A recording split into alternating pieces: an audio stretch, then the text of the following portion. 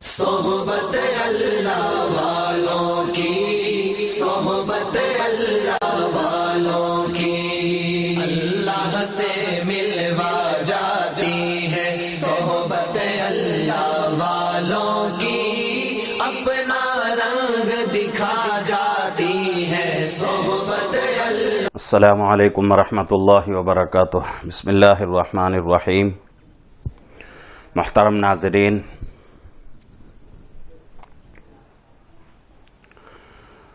سنن و آداب چل رہے ہیں۔ اب جو موضوع شروع ہو رہا ہے وہ کھانے کے تعلق سے۔ کھانے کا مطلب کھانے کا نہیں ہے، بلکہ جو کھانے کے طور پر جو غذا ہم استعمال کرتے ہیں اس کے تعلق سے آداب ہیں۔ مکمل 11 آداب ہیں۔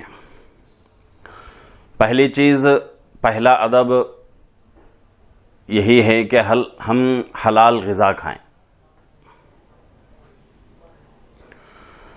اور یہ ادب ہی نہیں ہے بلکہ اللہ کا حکم بھی ہے۔ اللہ رب العزت نے قرآن پاک میں فرمایا ہے، یا ایھا الذین آمنوا کلوا من طیبات، اے ایمان والو پاک چیزیں کھاؤ۔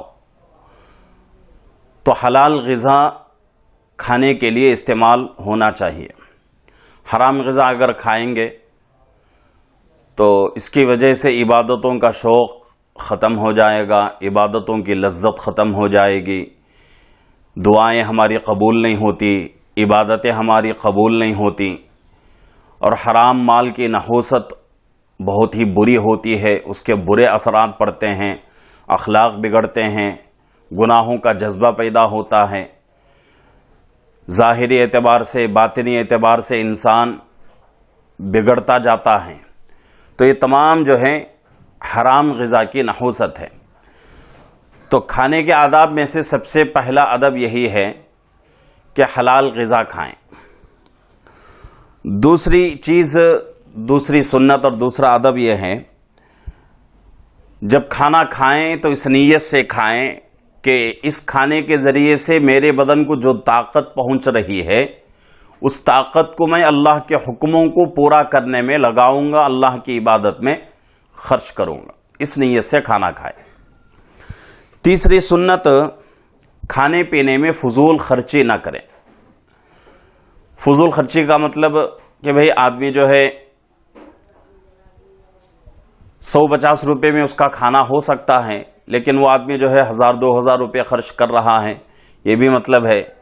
اور اسی طریقے سے یہ بھی مطلب ہو سکتا ہے کہ بھئی آدمی کو ایک آدمی کا کھانا کافی ہو جاتا ہے، لیکن آدمی جو ہے خرید رہا ہے یا بنا رہا ہے یا بنوا رہا ہے 4-5 لوگوں کا کھانا، اور ایک آدمی کا کھانا کھا لے گا آدمی، باقی جو کھانا بچا ہے اس کو پھینک دیتا ہے، تو یہ بھی جو ہے فضول خرچی میں آتا ہے، رزق کی بے عزتی بھی ہے یہ۔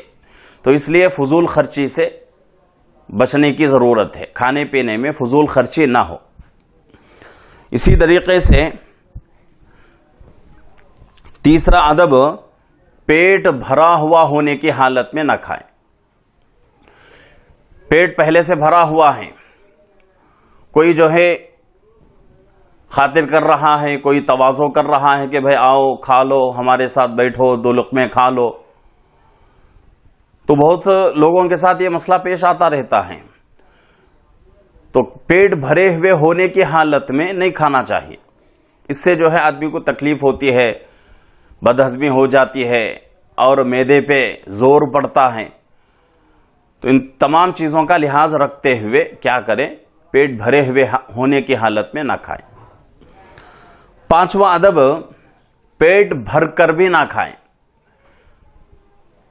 ہمارے جو ہے تبلیغ جماعت کا ایک اصول ہے، تبلیغی جماعت کے اندر سکھایا جاتا ہے کہ بھئی پیٹ کے 3 حصے کیا جائے، ایک حصہ کھانے کے لیے، ایک حصہ پانی کے لیے، ایک حصہ سانس کے لیے۔ تو اسی طریقے سے پیٹ بھر کر نہ کھانا چاہیے۔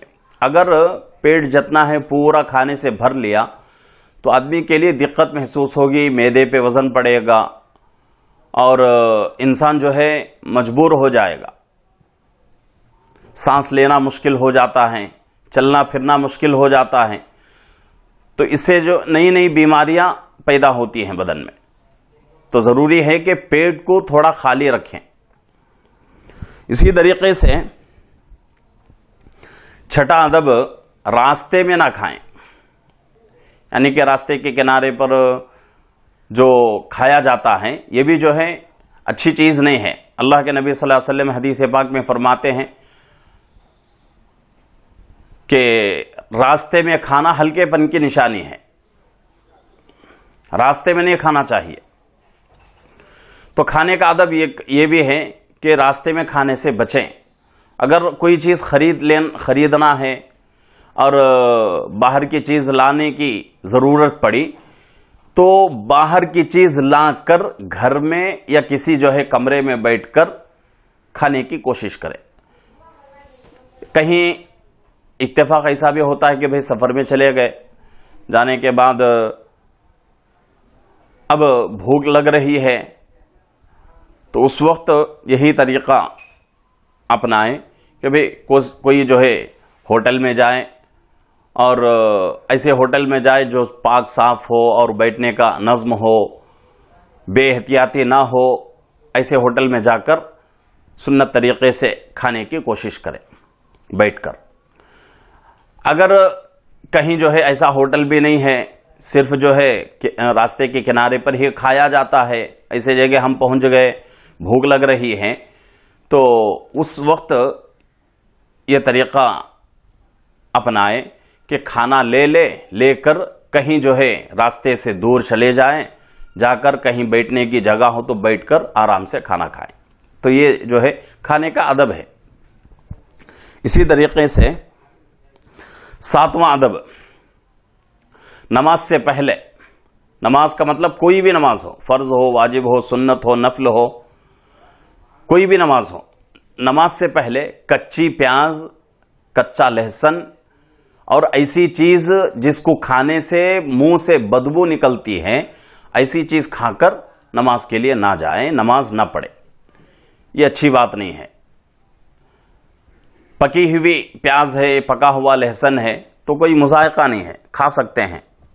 لیکن کچی پیاز، کچا لہسن اور ایسی چیز جس کے کھانے پر منہ سے بدبو نکلتی ہے تو ایسی چیز کو کھا کر نماز نہ پڑھیں. جب اگر کبھی جو ہے ایسی چیز کھا لے تو بہتر یہی ہے، نماز کا وقت اگر ہو چکا ہو تو اچھی طریقے سے مسواک کر لیں. مسواک کرنے میں خوب مبالغہ کریں، مبالغے کے ساتھ مسواک کر کے منہ کو بالکل صاف کریں، اس کے بعد جو ہے نماز پڑھیں. اسی طریقے سے 8واں ادب، جمعہ کے دن جمعہ کی نماز کے بعد کھانا کھائے اور تھوڑی دیر قیلولہ کرے. یہ سنت ہے. اور ویسے تو دوپہر میں سونا بھی قیلولہ، دوپہر میں تھوڑی دیر سونا جس کو قیلولہ کہا جاتا ہے، یہ بھی سنت ہے. اور یہ حکم کیوں دیا گیا؟ اگر آدمی دوپہر میں تھوڑی دیر سو لے گا تو صبح تہجد میں اٹھنے میں اس کو مدد ہو جائے گی، تو اس لیے یہ کہا گیا ہے. اسی طریقے سے نویں سنت، رات کا کھانا ہرگز نہ چھوڑیں. یہ بھی ایک ادب ہے، اس لیے کہ رات کا کھانا چھوڑنے سے آدمی کا بدن کمزور ہو جاتا ہے. اگر بھوک نہیں ہے، پیٹ بھرا ہوا ہے، پھر بھی آدمی ایک کیا کرے، 2-3 کھجوریں کھا کر پانی پی کے سو جائے. کم سے کم 2-3 کھجوریں آخری درجہ. نہیں کھجوریں نہیں کھا سکتے تو کچھ جو ہے چنے کھا لے یا پھر جو ہے کچھ مونگ پھلی کھا لے. تو اس طریقے کی کوئی چیز تھوڑے جو ہے اپنے منہ میں ڈالے، چبا کر کھا لے اور پانی پی کے آرام سے سو جائے.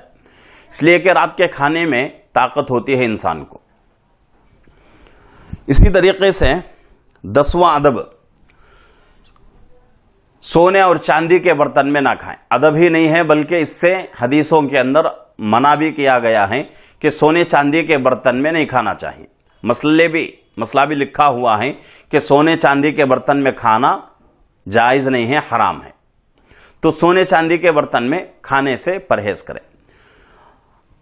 آج کل ہمارے معاشرے کے اندر ایک طریقہ چل پڑا ہے. کیا ہے؟ بچہ یا بچی کسی گھر میں پیدا ہوتے ہیں، پیدا ہونے کے بعد 40 دن اس کی مدت گزرتی ہے، تو اس کو جو ہے چھلا کہا جاتا ہے. اس کے اوپر بہت ساری جو ہے رسومات، بدعات وجود میں آ چکی ہیں. اس میں سے ایک بدعت یہ بھی ہے کہ لوگ سمجھتے ہیں کہ اگر اس وقت چاندی کے برتن میں کوئی چیز جو ہے بچے کو کھلا دیا جائے، پلا دیا جائے، تو بچے کی زندگی میں بڑی برکت رہتی ہے. اللہ کے نبی صلی اللہ علیہ وسلم منع کر رہے ہیں سونے چاندی کے برتن میں، اور ہم لوگوں کا خیال یہ ہے کہ اگر چاندی کے برتن میں، سونے کے برتن میں اگر بچے کو کھلایا جائے تو بچہ جو ہے مالدار رہتا ہے، بچے کی زندگی میں برکت آتی ہے. تو یہ سب چیزیں جو ہے چھوڑنے کی ضرورت ہے. دین سے، شریعت سے اس کا کوئی لینا دینا نہیں، دور دور تک کوئی اس کا تعلق نہیں ہے. جن چیزوں سے منع کیا گیا ان چیزوں سے بچنا ہی بچنا ہے، ضروری ہے، ہمارے لیے واجب ہے. تو سونے چاندی کے برتن میں کھانا کھلانا، چاہے چھوٹا بچہ ہو، چھوٹی بچی ہو، کسی کے لیے بھی جائز نہیں، حرام بالکل. اسی طریقے سے 11واں ادب، 11ویں سنت، ایک ساتھ مل کر کھانا کھائیں. یعنی کہ گھر کے جو افراد ہیں وہ سب جو ہے ایک ساتھ ایک دسترخوان پر بیٹھ کر کھانا کھائیں. گھر کے افراد ایک ساتھ مل کر اگر کھانا کھائیں گے ایک دسترخوان پر، تو انشاءاللہ اس عمل کی وجہ سے گھر کے اندر محبت رہے گی اور اس گھر کے اندر برکتیں آئیں گی. جن لوگوں کے گھروں میں جھگڑے رہتے ہیں، لڑائیاں رہتی ہیں، تو میں ہوتا رہتا ہے، اگر وہ گھر والے اس عمل کو پابندی سے کریں، یعنی کہ سب ایک دسترخوان پر بیٹھ کر کھانے کے عادی ہو جائیں، اللہ یہ کہ ان کے درمیان پردے کا کوئی جو ہے حکم نہ ہو، ایک کا دوسرے کے ساتھ پردہ نہ ہو، ایسے لوگ، یعنی کہ باپ، ماں، اسی طریقے سے بیٹا، بیٹی، بھائی، بہن، یہ لوگ، ان لوگوں سے جو ہے کوئی پردہ نہیں ہے. یہ محرم لوگوں میں آتے ہیں. تو جن لوگوں کے درمیان پردہ نہیں ہے وہ لوگ اگر ایک گھر میں رہتے ہیں تو تمام لوگ اگر ایک دسترخوان پر بیٹھ کر کھائیں گے تو ایک جو ہے سنت بھی ادا ہو جائے گی. اس کی وجہ سے انشاءاللہ ہمارے گھروں میں برکت بھی آئے گی. اور جن لوگوں کے گھروں میں لڑائیاں رہتی ہیں وہ لوگ خاص کر اس عمل کو پابندی سے کریں، تو اس سے انشاءاللہ لڑائیوں کے اندر جو ہے کمی آئے گی، لڑائیاں ہماری ختم ہو جائیں گی، نفرتیں محبتوں میں بدل جائیں گی. اللہ رب العزت سے دعا ہے کہ اللہ رب العزت ہم تمام کو اپنا ہر عمل، ہر کام سنت کے مطابق، ادب کے مطابق کرنے کی اللہ ہم سب کو توفیق عطا فرمائے. السلام علیکم ورحمۃ اللہ وبرکاتہ.